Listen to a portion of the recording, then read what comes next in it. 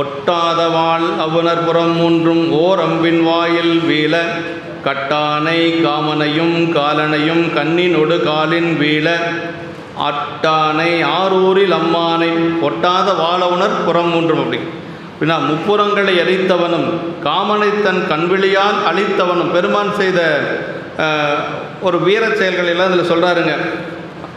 அதாவது முப்புறங்களை எரித்தவனும் அதே மாதிரி காமனை அவுணர்புறம் மூன்றும் ஓர் அம்பின் வாயில் வீழ கட்டானை காமனையும் காலனையும் அப்படி காலனை தன் திருவடியால் உதைத்தவனும் ஆகிய ஆரூர் பெருமானை நினைந்து தவம் செய்யும் வாய்ப்பு இருந்தும் அப்படியெல்லாம் பெருமானை நினைந்து ஆரூர் பெருமானை நினைந்து தவம் செய்யக்கூடிய வாய்ப்பு இருந்தது.